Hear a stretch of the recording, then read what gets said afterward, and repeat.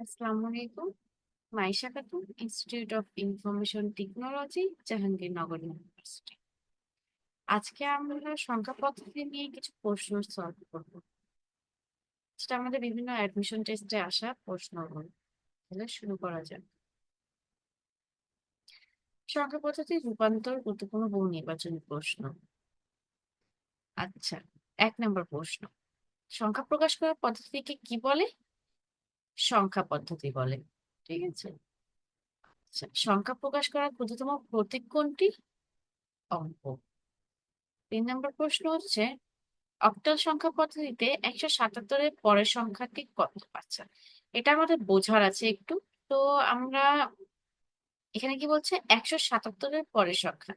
আমরা নর্মালি জানি যে কোনো সংখ্যার পরের সংখ্যা বের করতে হলে তার সাথে এক যোগ করতে হয় আমাদের, ঠিক না? এক যোগ করলে আমরা পরের সংখ্যা পাই, কিন্তু এখানে প্রশ্ন হচ্ছে অক্টালে আমার পরের সংখ্যাটি কত হবে? ১৭৭। অক্টালে আমরা জানি ৮টি সংখ্যা থাকে, ৮টি সংখ্যার মধ্যে 0 থেকে 7 পর্যন্ত থাকে, ঠিক না? 0 থেকে 7 পর্যন্ত কি আমাদের অক্টালে সংখ্যা থাকে। এখন আমাদের নিয়ম হচ্ছে বের করা যে আমরা ভিত্তি ভিত্তি জিনিসটা এখানে আমাদের ৮ অক্টালের, আর যোগফল যত থাকবে, যেখানে আমরা যোগফল দিলাম, বিয়োগ করলে যা আসবে তার এই প্রসেসটা যতবার চলবে ততবার এই ক্যারি এক এক করে বাড়বে। ঠিক আছে। তো আমরা শুরু করি। ৭ আর ১ ৮। আমি বললাম কি, যে যে কোনো সংখ্যার অক্টাল যেহেতু, তার মানে এটা সমান যাবে না বা সমানের চেয়ে বড় হবে না। কিন্তু অক্টালের ভিত্তি যদি ৮ হয়, এই যে অক্টালের ভিত্তি যদি আমাদের ৮ হয়, তাহলে কি ৭ আর ১ ৮। তাহলে কি অবশ্যই ৮ এখানে আমরা লিখতে পারবো না। তো আমাদের কাজ হচ্ছে কি, ভিত্তির সাথে ৮ আর যোগফল কত? এখানে ৭ আর ১ যোগ করলে ৮, আসে কত? 0। এই যে আমরা এখানে 0 বসাইলাম, কিন্তু এই প্রসেসটা যতবার চলবে ততবার ক্যারি এক করে বাড়বে। তা ক্যারিটা আমাদের এখানে চলে আসলো। আবার ৭ আর ১ ৮, আর এই যে ৭ আর ১ ৮ আর ভিত্তি ৮, এই দুইটা যোগ করে বিয়োগ করলে আমাদের আসে কত? 0। আবার ক্যারি ১, ১ আর ১ ২।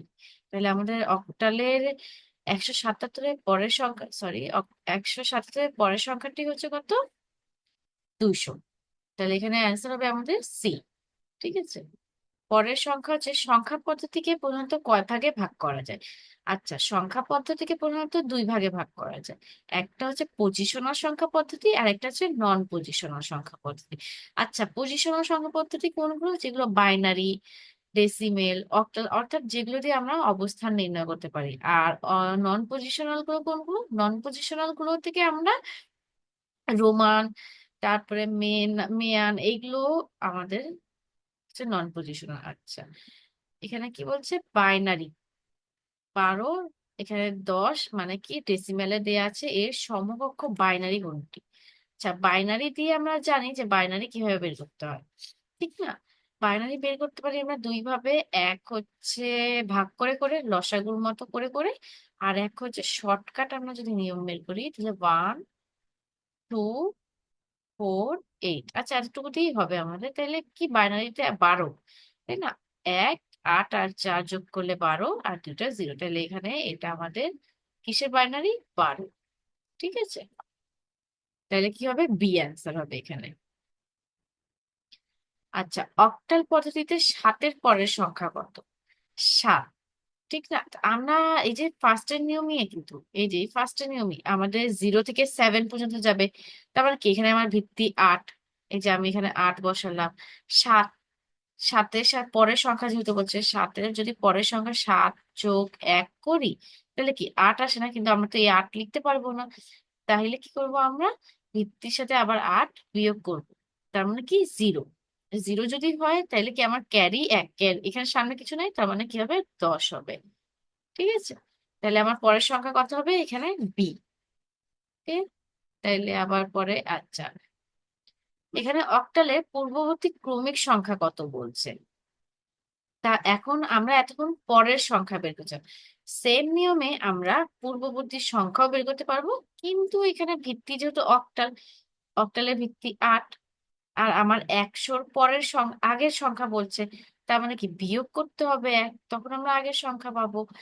এখন আমার ভিত্তি যদি 8 হয়, আর আমার এই জিরো, যেহেতু আমাদের 0 থেকে 7 যাবে, ঠিক না? তার মানে কি 7 থেকে 0, আর 0 থেকে 7, তাহলে আমার পূর্ববর্তী আগের সংখ্যায় যেতে হলে কি 1 বিয়োগ করতে হলে 7। আবার এই একটা এখানে চলে আসলো, আবার বিয়োগ করলাম, তাহলে আবার কত আসে 7। আর ক্যারি তখন আমাদের এক এক করে বাড়ছিল, এখন ক্যারি আমাদের এক এক করে কমলো। তাহলে এখানে কত আসলো আমাদের অক্টালে? অক্টালে 100-র আগের বা পূর্ববর্তী সংখ্যা হচ্ছে কত? 77।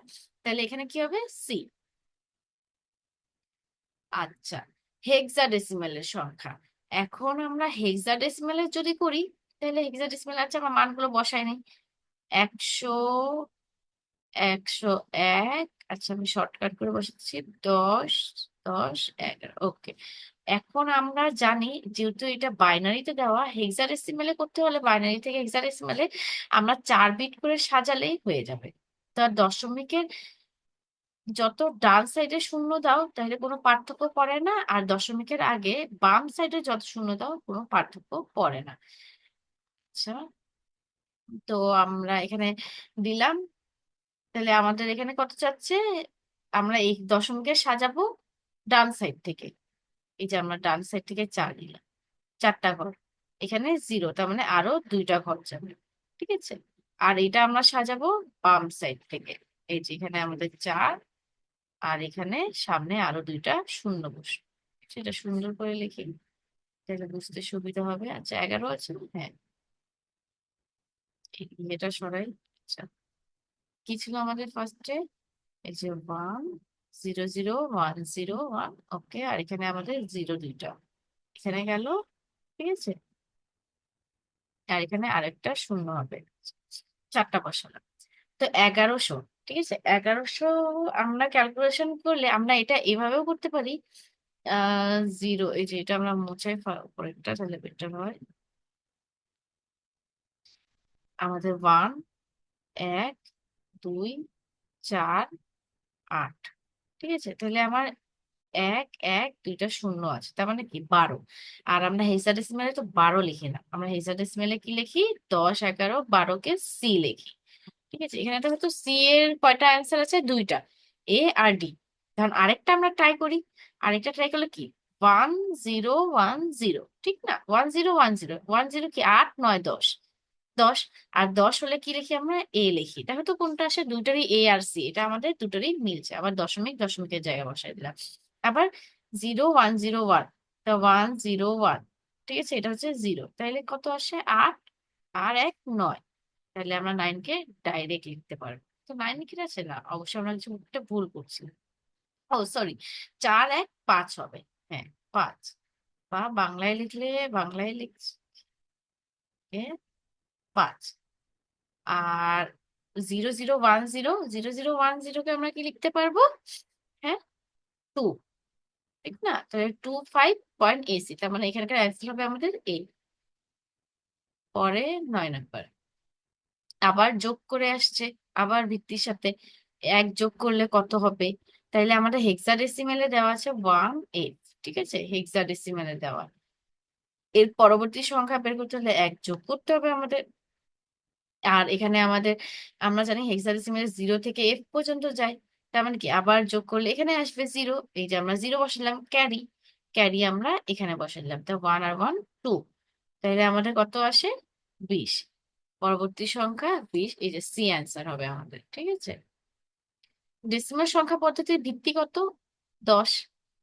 ওকে, হেক্সাডেসিমাল সংখ্যা কোনটি আছে? এটাও আসছে ইন্টারেস্টিং আমাদের। 11 নাম্বার, 1, 1, 0, 1, 1, 1, 0.1 আমাদের দেওয়া আছে বাইনারিতে। এখন আমরা হেক্সাডেসিমেলে বসাবো। তা আমি হেক্সাডেসিমেলে কি বলছিলাম, যে 4 বিট করে সাজালেই আমাদের হেক্সাডেসিমেলে চলে আসবে। তাহলে হেক্সাডেসিমেলে 4 বিটে সাজাই, যে সামনের গুলো সরাই দিলাম। আচ্ছা, এখানে একটা আছে, তার মানে 1, 2, 3, ঠিক আছে। আর তার মানে এটা 4টা গেল, এখানে দশমিক, এখানে কি 1, 2, 3, 4, এই যে এই 1 থেকে এই 1 গেল, আর এই 1 থেকে এখান পর্যন্ত, ঠিক আছে। তাইলে 1000, 1000 আমাদের কি আসে করলে? 8, ঠিক না? কারণ এই যে 1 2 4 8, তার মানে 1 0 0 0, তার মানে কি আসে আমাদের 8। এখানে 8-এর কয়টা আছে? 2টা ঘর আছে। পরেরটা আমরা দেখি দশমিকের বের করে। 1 1 1 0, ঠিক না? তাহলে তিনটে 1 0 যদি আসে, 8 4 12, তাহলে 14।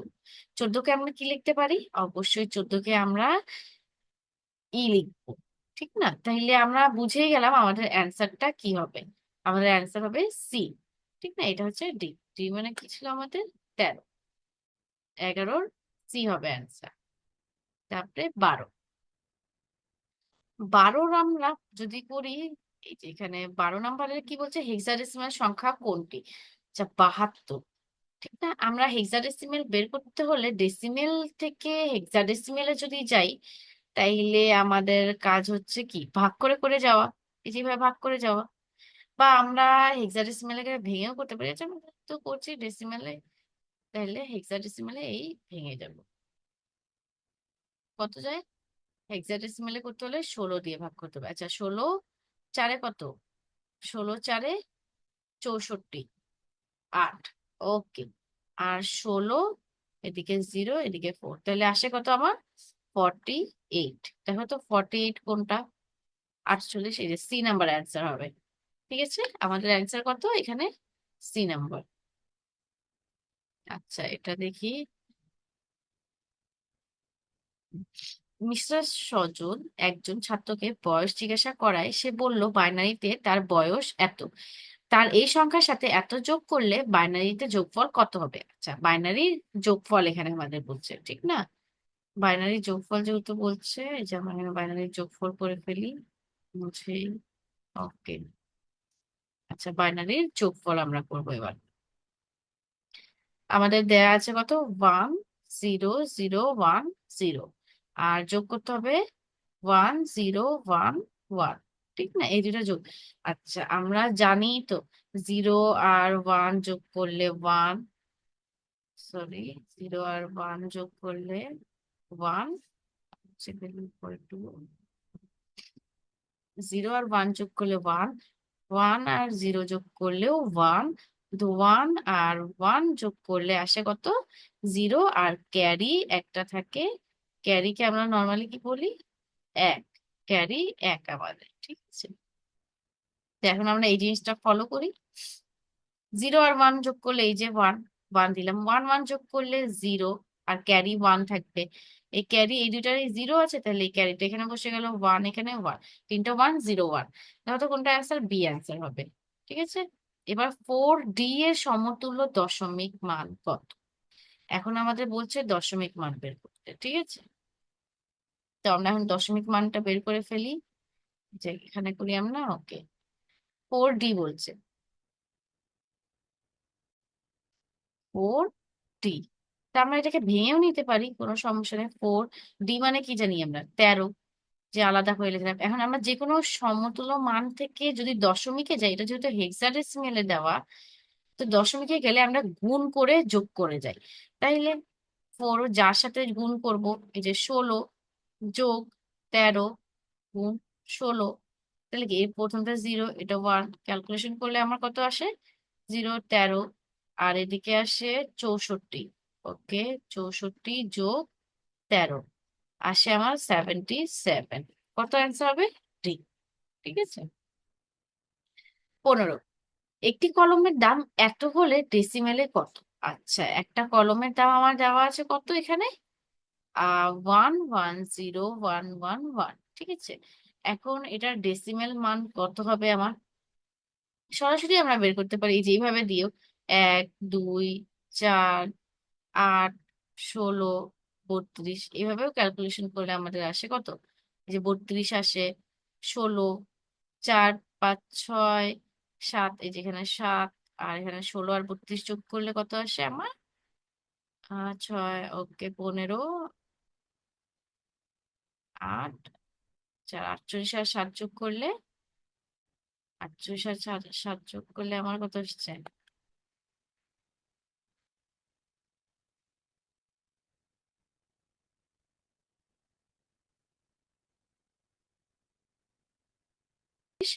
সাত 15 5 1 4 1, ও পারফেক্ট, ঠিকই করছি।